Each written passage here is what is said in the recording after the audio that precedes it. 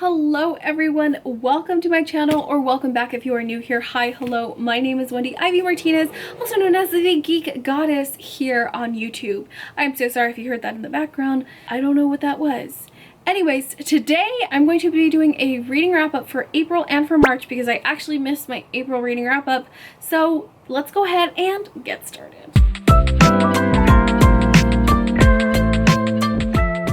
Okay, so during the month of April and May in total, I read a total of 10 books. I read 4 in April. It was an actual, it was pretty rough in April. And then I read 6 in May. I don't know where my brain is going. So let's go ahead and get started. Per usual, I'm going to show you all the books in April based off of the lowest rating all the way up into the highest. Same thing with May. I'm going to give you my lowest rating up into the highest rating. So let's go ahead and get started with that. So let's go ahead and get started with the April reads. So like I said before, my April reads, I read a total of 4 different books. So starting with the lowest rating is going to be Diavola by Jennifer Marie Thorne.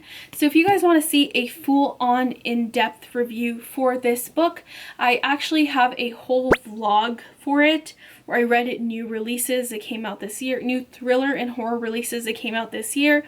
But Diavola, honestly, it just did not do it for me. This book, we are following our main character. So she basically goes off to Italy with her family for a family vacation for the summer, and she is pretty much the black sheep of her family.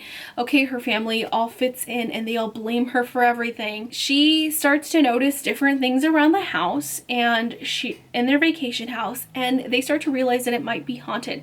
However, her family is not like her, so they are trying to just tuck it away and act as if everything is normal, and our main character is like, no dude, something is happening. Well, how come you're not realizing this? And so we see this haunting start to get worse and worse and worse, and so many things come from this staying at this vacation home. We follow her back home and she brings something a little bit more unexpected with her. Overall, this book was not what I was expecting. I thought it was going to be a lot more fast-paced. I honestly thought it was going to be scarier. Okay, from the cover, it looked terrifying to me, so I was like, okay, this one's going to scare the living daylights out of me. Unfortunately, it did not do that.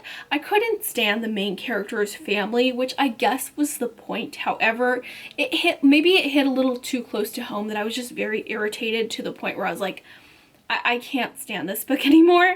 So I ended up giving it a 3 out of 5 stars, a very low 3. Okay, that is already I'm being very lenient, giving it extra points that it maybe doesn't deserve for me. So the next book that I read, my other 3-star, is going to be The Coworker by Freida McFadden. This one I'm going to have coming up in a reading vlog where I read Freida McFadden for the very first time to see if she's worth the read or not. I read 5 of her books, one of them being The Coworker. I actually read 3 of her books this month. So The Coworker was the lowest rating for me. It got out of 3 out of 5 star. And then this one we are following our main character. And our main character, I forgot what her name is, but she works in an office with this very awkward, strange girl named Dawn. And then pretty soon, Dawn just doesn't come into work at the time that she's supposed to. So our main character, who's super popular in the office, is asking hey, where's Dawn? And they're like, oh, she probably just isn't here yet. And they're like, no, you don't understand. Dawn is always here on time. She always does what she's supposed to.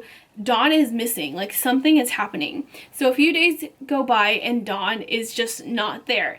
Pretty soon she ends up getting a call from Dawn's stall, or Dawn's little cubicle. And it sounds like Dawn crying, help me, help me. So our main character goes over to Dawn's house and she just finds a pool of blood, but Dawn is not there. So she ends up calling the police. The police brings over a detective and then they're like, hey. And then the detective turns around and starts questioning her as if she did something to Dawn. So our main character is like, whoa, why are you pinning this on me? But do we trust our main character? As we switch between POVs between Dawn's point of view and our main characters, we start to see a little bit more in depth on Dawn's side of things and our main character side of things, and maybe our main character isn't so innocent as she seems.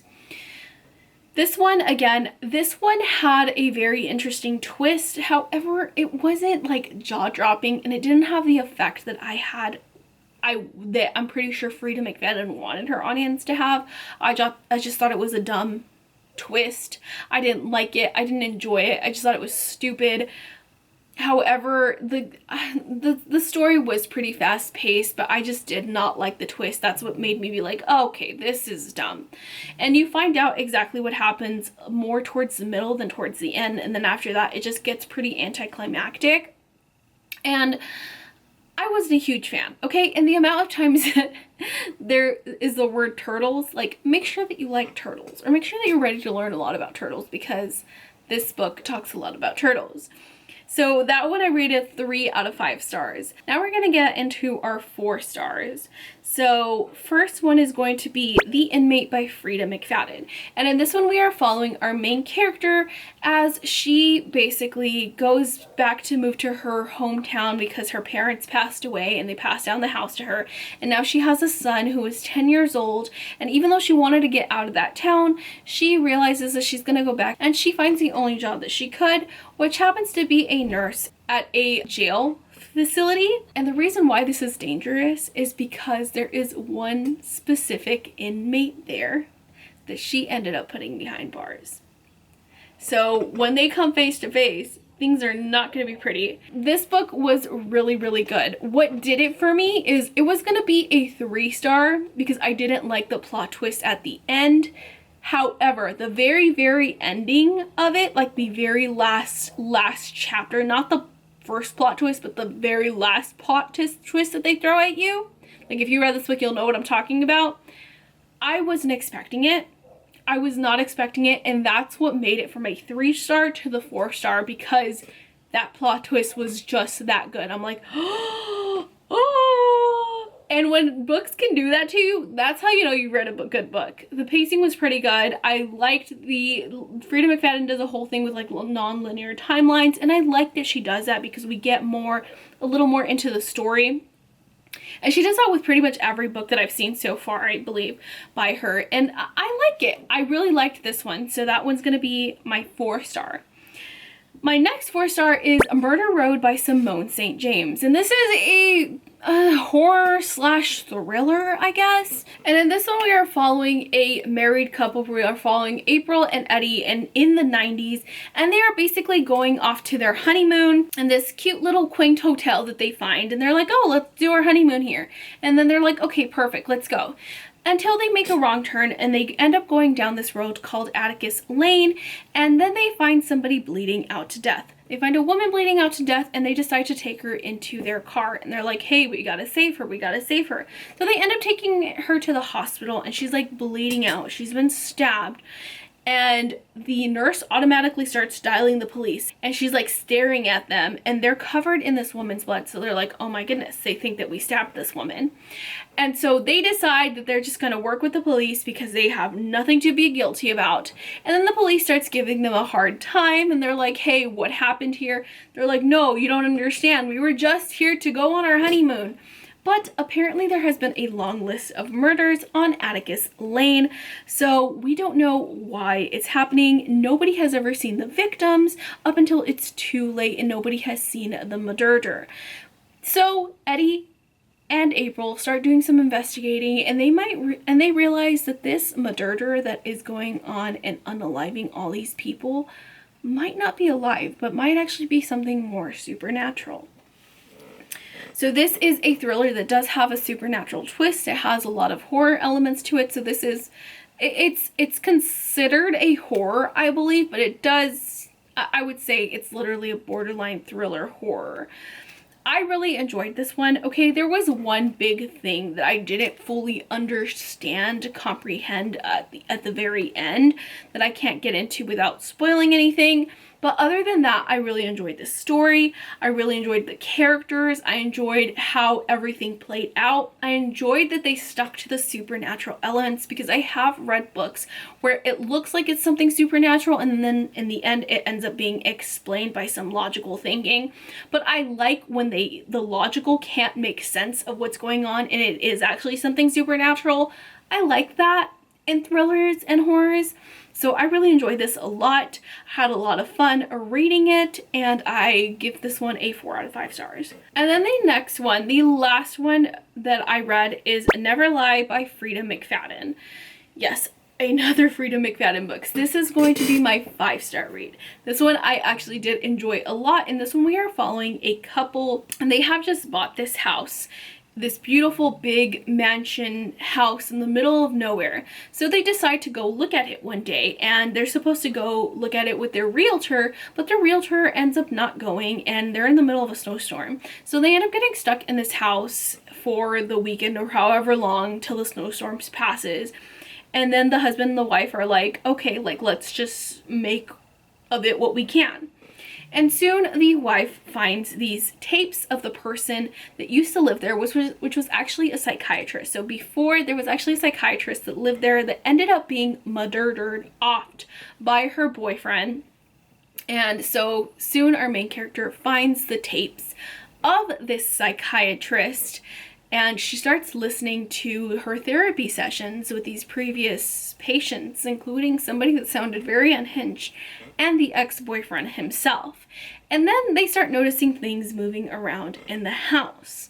They're like, oh, what is going on? She's finding paintings suddenly appearing in a different spot in the morning. She's hearing footsteps in the middle of the night. She's seeing cups of water suddenly out that nobody drank. So what exactly is going on in this house, and what exactly happened to this woman, because they technically never found her body. This was another really good 5-star read. This one was one that was like super fast paced. I love the aspects of the tapes and listening to the tapes and listening to the therapy sessions in between. So we're going back and forth in time with the psychiatrist's point of view / the tapes, and then we're following our main character and her husband.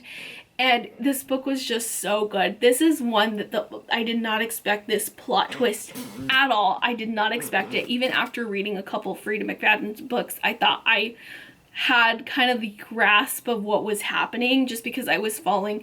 I was like, okay, I think I know what Freida McFadden does now. No, I had no clue. I was totally off.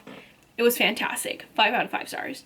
So now let's get into the books that I read in May. We are starting off with my lowest rated book for this month, and that is going to be Out There Screaming, an anthology of new black horror edited by Jordan Peele. So this is a collection of horror stories written by black authors. We have like writers such as Tananarive Due, we have N.K. Jemisin, and this one I also have coming up on a vlog where a random number generator picks my TBR. It's actually already out. I'll link it up here. And this one, I had such high hopes for this, because Jordan Peele, knowing that he's the one that helped edit these stories, and knowing that there's amazing authors like N.K. Jemisin, like Tananarive Due, writing horror stories for this short story collection, I had such high hopes. Okay, I love Jordan Peele's work. Nope is actually one of my favorite movies of all time. So I was so disappointed by this. There's like 18 stories in here, and I believe I only liked about 4. So if you put that in like a rating, that's like an F, okay? The fact that I only liked 4 out of these like 18 stories, that's a fail. That's a fail. So I rated this one 2 out of 5 stars. I really tried hard to like it.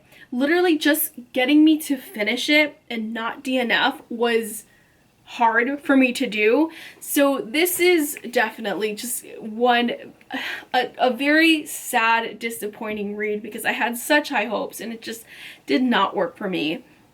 So that's going to be my lowest rated book of May. So literally jumping from 2-star all the way to 4-star. I had no 3 stars for this one. I have The Best Way to Bury Your Husband by Alexia Castle. This is my 4.5 star, okay? So we jumped a lot. So we did actually have a lot of good reads in May. So Murder Road I actually read in May. So ignore that I said that in April. I actually finished on in May. But anyways, The Best Way to Bury Your Husband by Alexia Castle. This book, we are following a set of characters. Mainly one of our main characters, Sally. Sally basically, all of a sudden, at the very beginning of the book, she cannot handle her husband anymore, and she just hits him over the head with a skillet, you know, just whacks him until, you know, he's gone, unalive. But these men deserve it, okay? Her husband deserved it. He tortured her tremendously throughout their so many years of marriage. And also, the other women that Sally meets also have horrible husbands that treated them like absolute dog poop. And so they get together and they decide, hey, we already unalived our husbands, so why don't we come up with this burial group club and figure out a way to make them disappear and not get caught. And so now these group of women that have just murdered and unalived their husbands officially come together for a group, and it is hilarious. It is very dark comedy. It is very good for her female unaliver vibes, and that is just my vibe. Very good for her. I love good for her female unaliver vibes. That is exactly what we get with this book, and I enjoyed it so much. I had a great time reading it. If you liked the show Why Women Kill, you would absolutely adore this novel. You would devour it. So this was really good, and it was one of my highly anticipated reads for 2024, and it, of course, actually, I'm so happy that it just did not disappoint. And I am so happy to say that I had 3 5 stars during the month of May. The first one being The Housemaid by Freida McFadden. Another Freida McFadden book. This one I had so much fun reading this. As you can see, I tabbed it just to summarize. But in this one, we are following our main character. Okay, so sorry for the interruption. My daughter was at the neighbor's house and apparently their little bulldog scratched her, so I had to give her antibiotic cream and put a band-aid. Anyways, so we were talking about The Housemaid. The Housemaid, we are following our main character, Millie. And Millie has just gotten out of jail for unknown reasons, okay? We don't know why she went to jail, but we know that she's out after like 10 years of being in prison.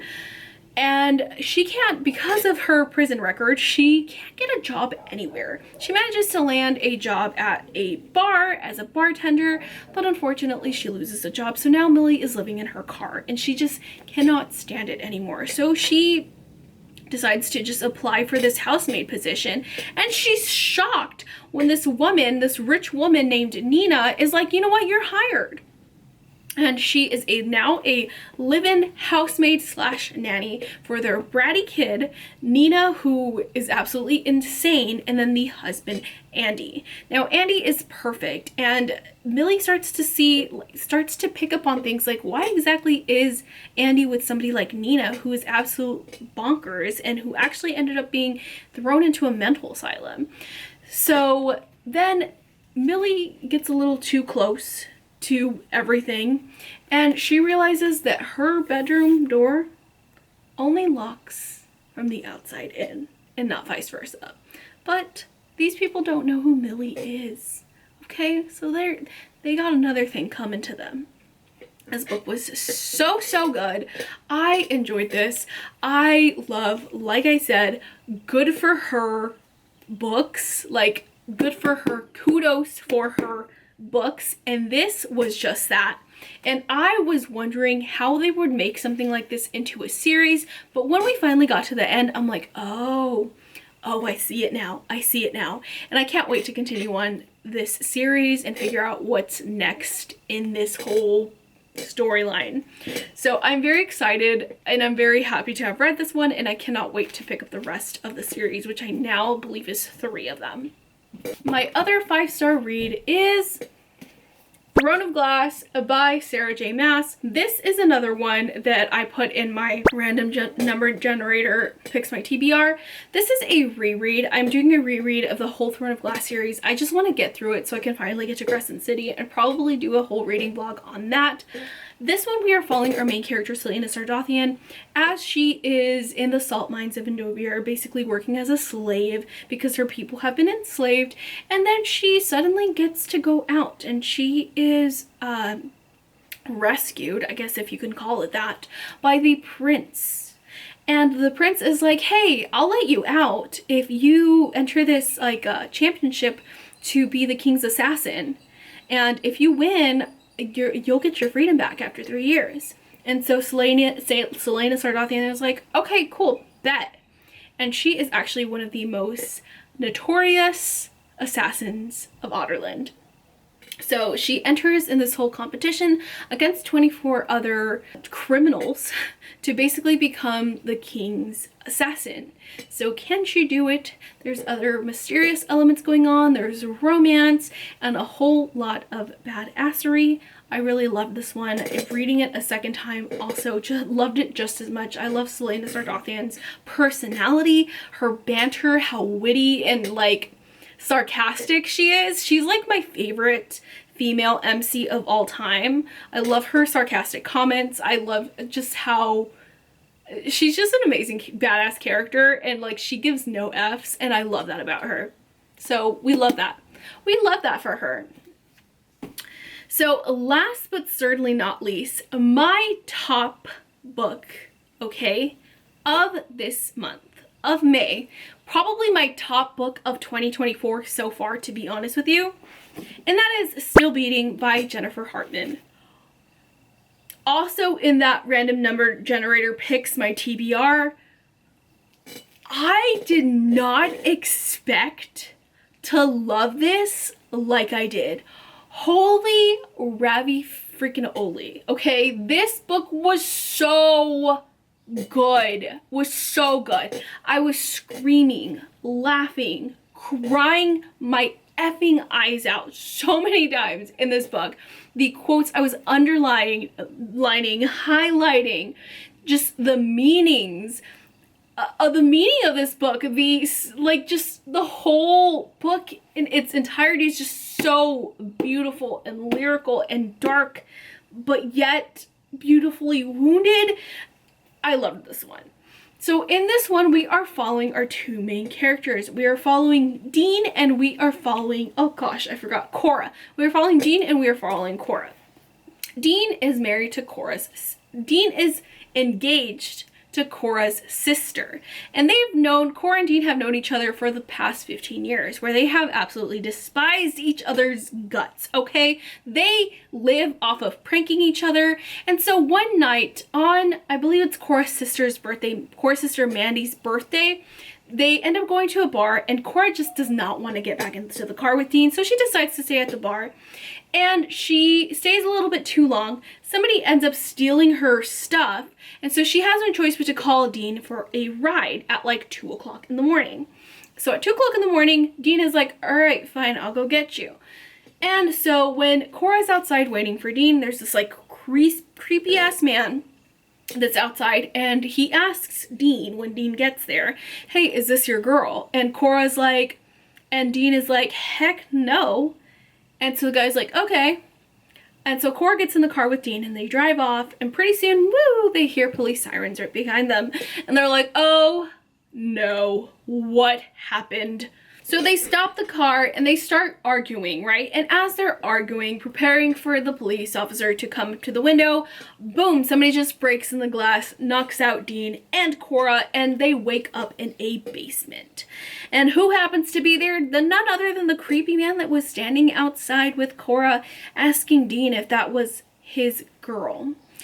And this man is actually a very famous serial unaliver called the Matchmaker. And the way that the Matchmaker works is he forces these two people that have never met, a female and a male, to do heinous, horrible acts until they fall in love. And once they fall in love, he will kill one in front of the other. However, something happens, and a whole series of things happen, okay?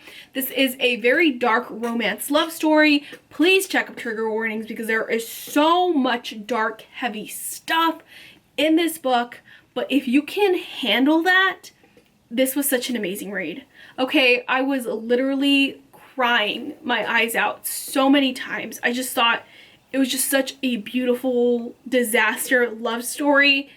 I loved it so much. It's literally going to go into the Hall of Fame of probably one of my favorite books of all time because it was just fantastic. And now I want to pick up more things by Jennifer Hartman. Like literally, I have no I have no like bad things to say about this book. This book was probably utter perfection, and I wish that everybody that can obviously isn't triggered by it reads this, because it was just fantastic. But just keep in mind that it is a very dark read. So that is it, you guys. That is everything that I read in April and in May. I hope you guys enjoyed this wrap up, and let me know what was your top favorite book for the past 2 months and your lowest book. So what's your top book of May and what was your lowest book of May, okay? Let me know down in the comments below. Thank you guys so much for watching, and I will see you in the next video. And if you got to the end, leave a heart emoji for still beating. Thank you guys so much for watching, and I will see you in the next video. Bye!